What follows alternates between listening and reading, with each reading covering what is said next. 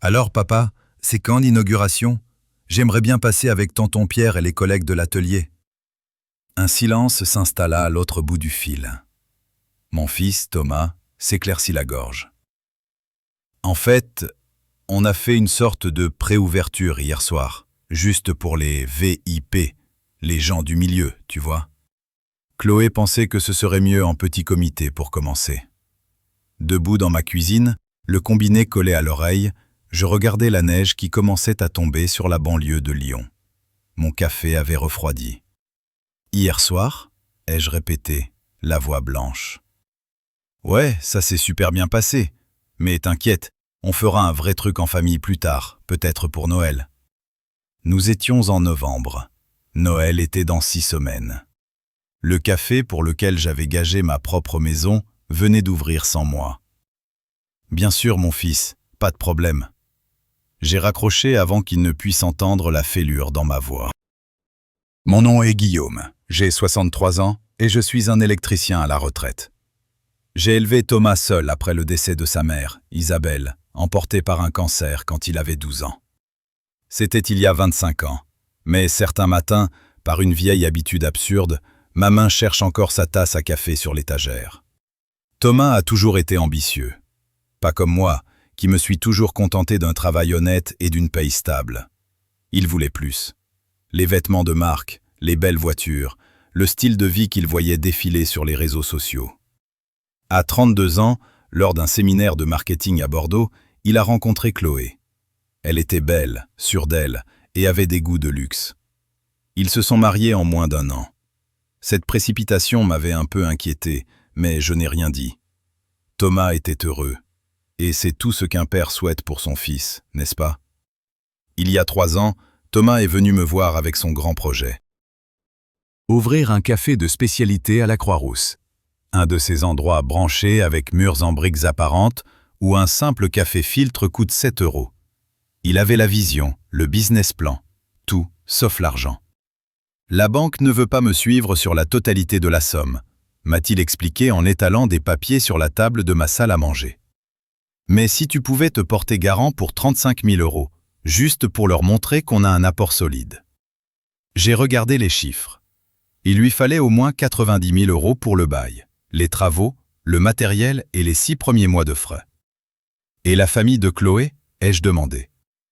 Ses parents habitaient Écully, ils roulaient en voiture allemande. Ils avaient les moyens. Ils sont un peu à sec après le mariage de sa sœur, a répondu Thomas, un peu trop vite. Écoute, papa. Je sais que c'est énorme, mais c'est ma chance. Notre chance.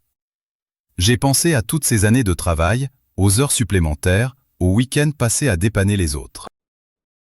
J'avais économisé sou par sou. J'avais fini de payer le crédit de mon modeste pavillon de banlieue. J'avais une bonne retraite, quelques placements. J'étais à l'abri du besoin. Mais j'étais aussi un père qui avait promis à une femme mourante de toujours veiller sur leur garçon. Je me suis porté garant pour 50 000 €. Quand ça n'a pas suffi, j'ai contracté une hypothèque sur ma maison pour 40 000 € de plus. Au total, ce sont près de 90 000 € de ma vie que je lui ai confiés pour qu'il poursuive son rêve. « Je te rembourserai, papa », m'a-t-il promis en me serrant dans ses bras. « Dès qu'on fera des bénéfices, je te le jure. » Je l'ai cru. Les travaux ont duré 8 mois. J'ai passé les premiers temps de ma retraite sur ce chantier. J'ai refait toute l'installation électrique aux normes, posé les luminaires, monté les étagères. Mon dos n'est plus ce qu'il était et l'arthrose dans mes mains rend le travail de précision douloureux. Mais j'ai tenu bon. C'était pour Thomas. Chloé passait de temps en temps, toujours impeccable, et toujours avec des suggestions qui alourdissaient la facture. Des comptoirs en marbre plutôt qu'en granit. Une machine à expresso sur mesure venue d'Italie au lieu du modèle français. Une fresque murale par un artiste local qui coûtait 8 000 €. À chaque fois, Thomas m'appelait. « Papa, je sais, mais Chloé pense que ça nous démarquera vraiment de la concurrence. » Et j'ai encore pioché dans mes économies. 3 000 € par-ci, 5 000 € par-là. Au moment de l'ouverture, j'avais investi près de 110 000 €. Ma maison, que j'avais mis une vie à payer, était maintenant grevée d'une dette de 100 000 €. À 63 ans. Mais Thomas était heureux. C'était ça l'important. Le café s'appelait L'Âtre et la Cendre.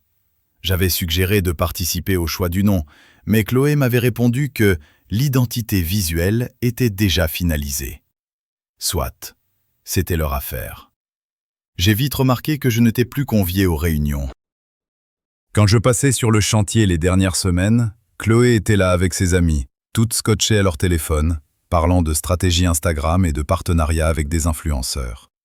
Elle levait à peine les yeux quand j'entrais, et les conversations s'arrêtaient. « Salut Guillaume !» lançait Chloé, en m'appelant toujours par mon prénom, jamais papa. « On est en plein brainstorming là !» Thomas me raccompagnait à la porte, l'air gêné. « Désolé papa, c'est, tu sais, des trucs de boulot. Du jargon marketing, ça ne t'intéresserait pas. » J'avais travaillé 40 ans. Je savais ce qu'était une marge bénéficiaire et un fonds de roulement. Mais j'ai hoché la tête et je suis parti. Le lendemain de ce fameux coup de fil, un samedi, je suis allé à la Croix-Rousse. Le café était bondé. À travers les grandes baies vitrées, je voyais Thomas derrière le comptoir, riant avec les clients. Chloé était assise à une table avec un groupe de jeunes, tous en train de prendre des photos de leurs boissons. Je suis resté dehors, dans le froid, à regarder mon fils dans le commerce que j'avais rendu possible, et je me suis senti comme un parfait étranger. Je ne suis pas entré. 2 semaines passèrent, pas un appel de Thomas. J'ai fini par lui envoyer un SMS. « Félicitations pour l'ouverture, j'espère que ça marche bien. » Il a répondu 3 heures plus tard. « Merci papa, on est sous l'eau, on t'appelle vite. » Il n'a jamais appelé. Début décembre, mon téléphone a sonné, c'était lui. « Salut papa, t'as 1 minute ?»« Bien sûr mon fils, comment vont les affaires ?»« Bien, bien, très bien même. Écoute, on a un petit souci de trésorerie, c'est juste temporaire.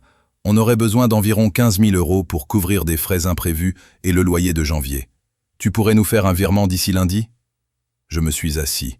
15 000 € après les 110 000 € déjà versés.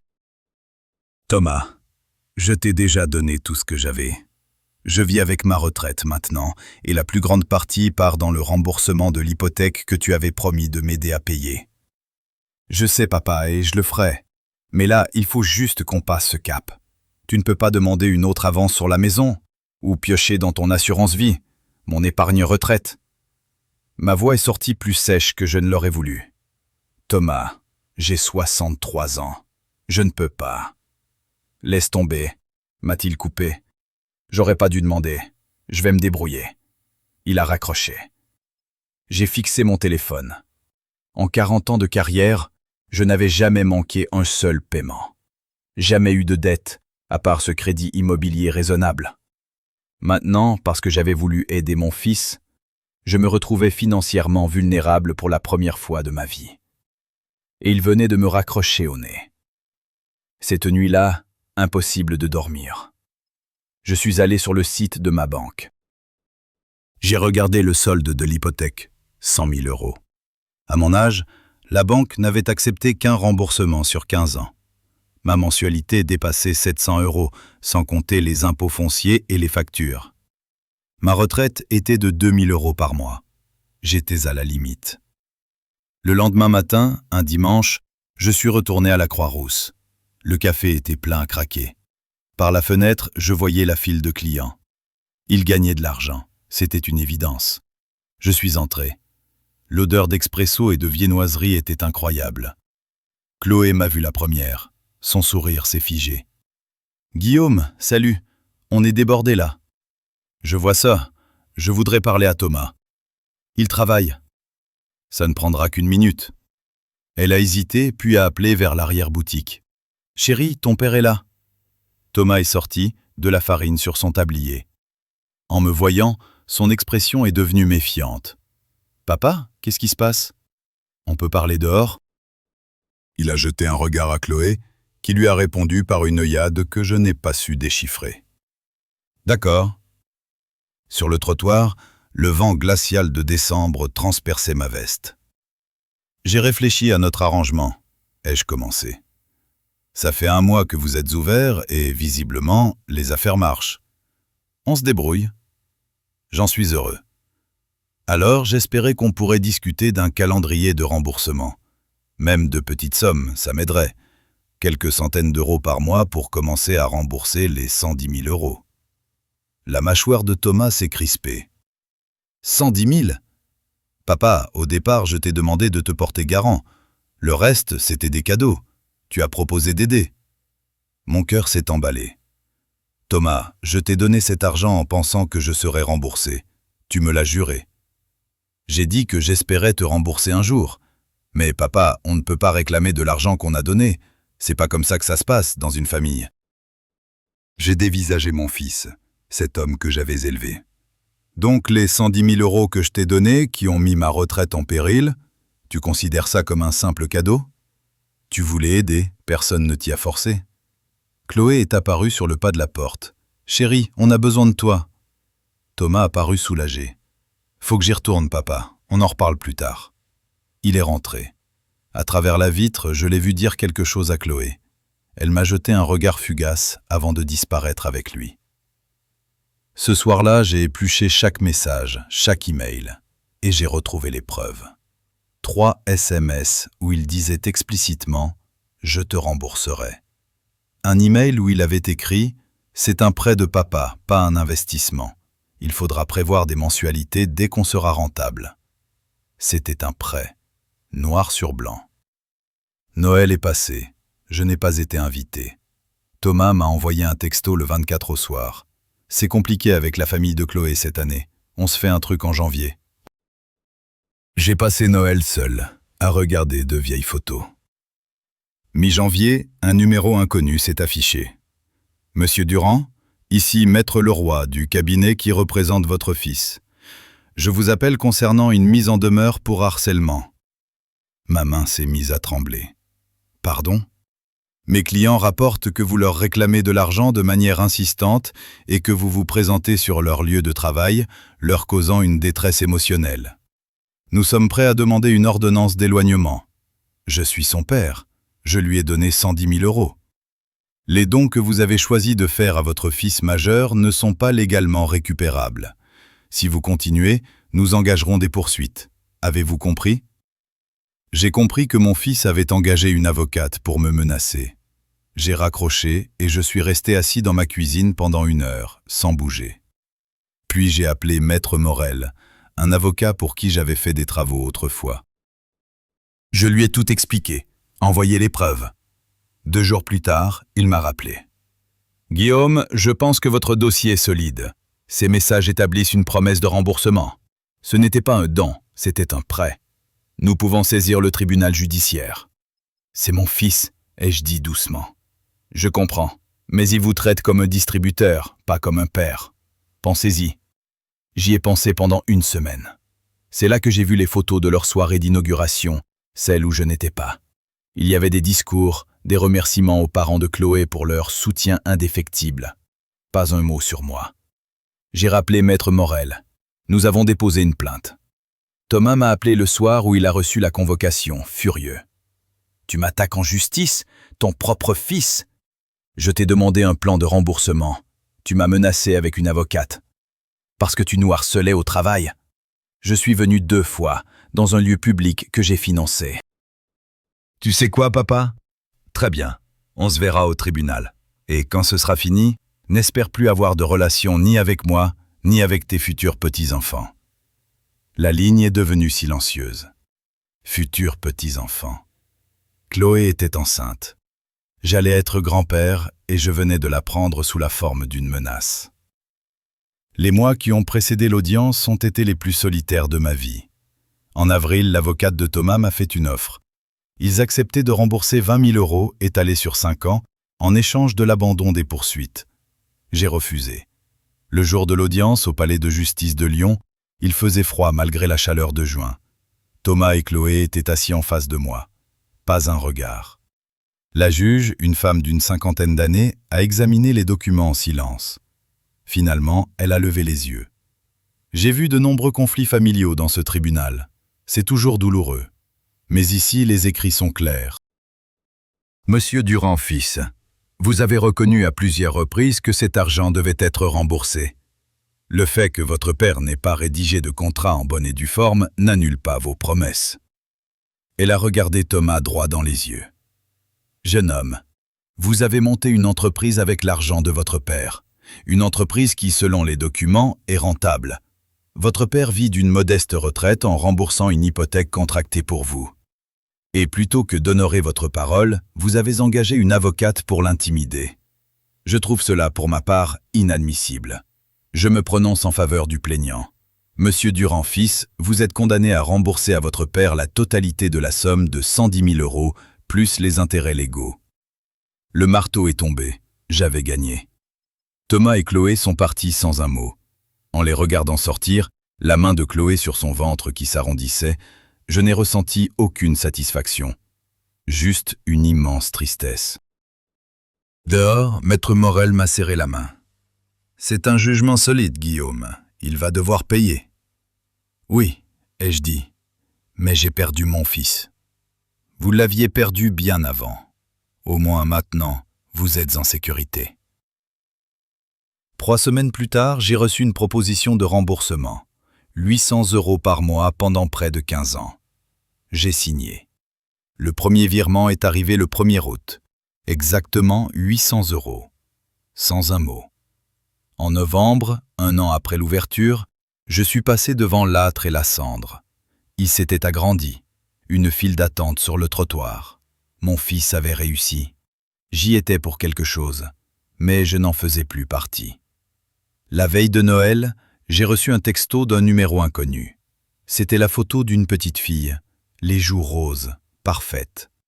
Le message disait « Elle s'appelle Claire, née hier. Je pensais que tu devais savoir. » C'était Chloé, pas Thomas. J'ai passé Noël seul, à regarder la photo de ma petite fille, que je ne tiendrai peut-être jamais dans mes bras. 2 ans après le procès, par une douce soirée d'août, j'arrosais mon jardin quand un gros SUV noir s'est garé devant chez moi. Thomas en est sorti. Il avait l'air plus vieux. Il est resté là, les mains dans les poches, à regarder la maison où il avait grandi. J'ai coupé l'eau. 20 mètres et 2 ans de silence nous séparaient. « Claire pose des questions sur toi », a-t-il fini par dire. Elle a trouvé une vieille photo chez les parents de Chloé, toi et moi, quand j'étais petit. Elle voulait savoir qui était le monsieur avec la drôle de moustache. J'ai écouté. Je lui ai dit que c'était son grand-père. Elle a demandé pourquoi elle ne t'avait jamais vu. J'ai répondu que c'était compliqué. Mais elle a 3 ans maintenant, papa, et elle mérite des choses moins compliquées. J'ai eu tort, surtout. La façon dont je t'ai traité. J'étais tellement obsédé par l'idée de réussir que j'ai oublié qui m'avait permis d'y arriver. Chloé et moi, on voit quelqu'un. On travaille sur beaucoup de choses. Et j'ai réalisé que je suis devenu exactement le genre d'homme que tu m'as appris à ne pas être. Je suis désolé, papa. J'ai traversé la pelouse.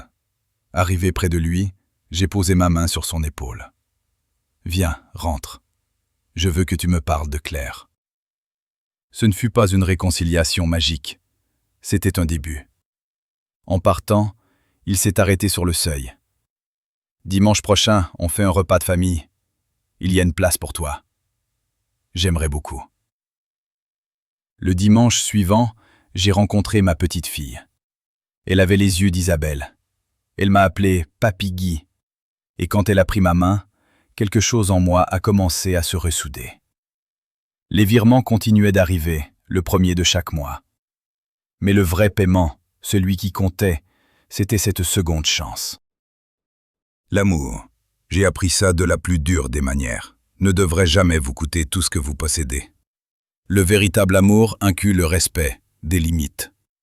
J'avais appris à Thomas à changer une prise, mais j'avais échoué à lui apprendre que profiter de l'amour de quelqu'un est le moyen le plus sûr de le perdre. Peut-être l'avait-il compris, enfin. La cicatrice est là, bien sûr. Elle nous rappelle ce qui a failli nous briser. Mais elle prouve aussi qu'on a tenu bon. Et le dimanche après-midi, quand Claire court en riant dans ma maison, dans ce jardin où son père jouait autrefois, je me dis que c'est peut-être suffisant. Que c'est peut-être même tout ce qui compte.